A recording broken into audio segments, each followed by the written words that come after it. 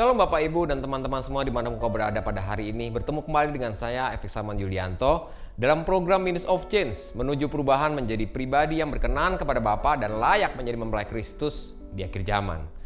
Tema yang saya bawakan pada hari ini adalah menaklukkan gunung tertinggi. Alkitab berkata dalam Markus 5 ayat 25 sampai 29, adalah di situ seorang perempuan yang sudah 12 tahun lamanya menderita pendarahan. Ia telah berulang-ulang diobati oleh berbagai tabib, sehingga ia telah dihabiskan semua yang ada padanya. Namun sama sekali tidak ada faedahnya, malah sebaliknya, keadaan perempuan ini semakin memburuk. Dia sudah mendengar berita-berita tentang Yesus, maka di tengah-tengah orang banyak itu ia mendekati Yesus dari belakang dan menjamah jubahnya. Dan dia berkata, asal aku jamah saja jubahnya, aku akan sembuh. Seketika itu juga berhentilah pendarahannya dan ia merasa bahwa badannya sudah sembuh dari penyakitnya. Bapak, Ibu, dan teman-teman semua, di India ada seorang perempuan yang bernama Arunima Sinha. Dia adalah sang penakluk gunung tertinggi yaitu Mount Everest.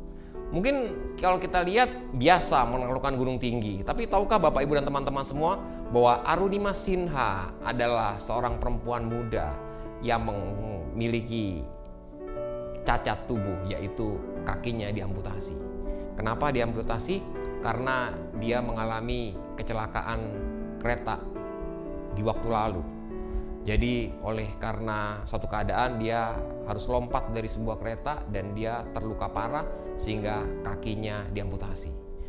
Tapi ajaib sekali, Arunima Sinha adalah contoh perempuan yang tidak mau dikasihani. Dia paling tidak suka kalau ada orang yang mengasihani kecacatannya.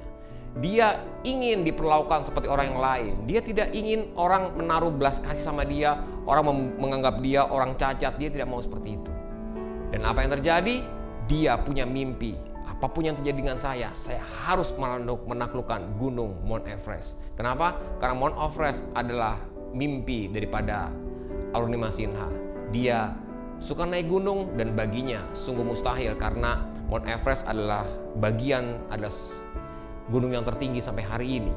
Dan Mount Everest itu diselimuti salju di sepanjang waktu. Jadi sangat sulit, orang biasa saya sulit, apalagi orang seperti dia. Tapi apa yang terjadi? Arunima Sinha adalah perempuan pertama yang diamputasi dan mendaki sampai puncak hingga menaklukkan puncak daripada gunung Everest. Nah, Bapak, Ibu, teman-teman semua, seringkali kita pikir gunung tertinggi itu adalah cuma benda atau sesuatu yang kita bisa daki. Tapi tahukah Bapak, Ibu, teman-teman semua, seringkali kita tidak mengalami mujizat. Kita seringkali mengalami hambatan dalam kehidupan kita karena kita tidak bisa mengalahkan gunung tertinggi dalam kehidupan kita, yaitu ego kita sendiri.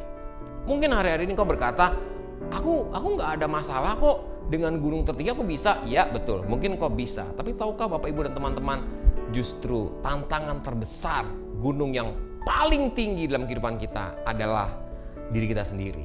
Alkitab berkata bahwa perempuan 12 tahun ini dia berulang-ulang disembuhkan oleh berbagai tabib. Dia mencari kesembuhan berbagai pengobatan. Uangnya sudah habis, saya percaya, karena kalau orang ke tabib, orang berobat itu pasti bayar. Dan dia sudah bertahun 12 tahun dia kemana-mana dan pasti duitnya habis. Dia mungkin udah habis-habisan.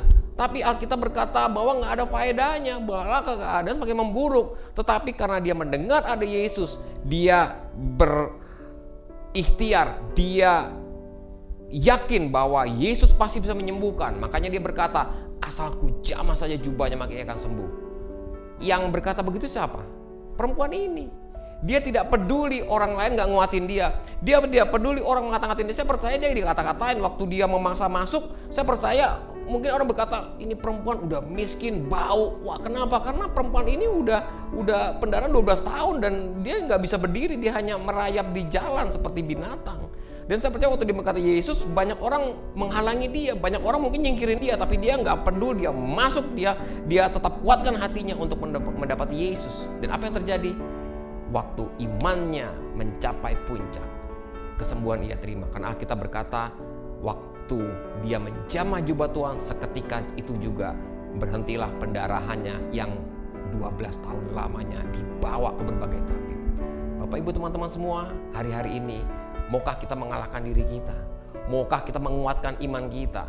Maukah kita berusaha? Mari lupakan harapan orang-orang lain menguatkan kita.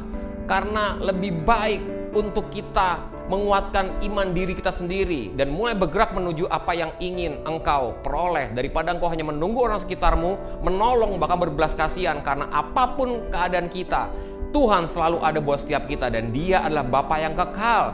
Dia melihat keadaan kita dan selalu peduli dengan keadaan yang kita alami, dan Dia yang paling peduli dengan keadaan dalam hati kita. Oleh sebab itu, apapun keadaanmu hari-hari ini, bangun imanmu. Jangan mengharap orang untuk menolong belas kasihanmu. Lebih baik engkau menolong dirimu sendiri. Lebih baik engkau menguatkan imanmu daripada engkau berharap dengan orang lain untuk menguatkan imanmu, bahkan hamba Tuhan, bahkan pendetamu sendiri. Mari terus bergerak maju. Tuhan Yesus memberkati setiap usaha dan jerih lelahmu. Shalom.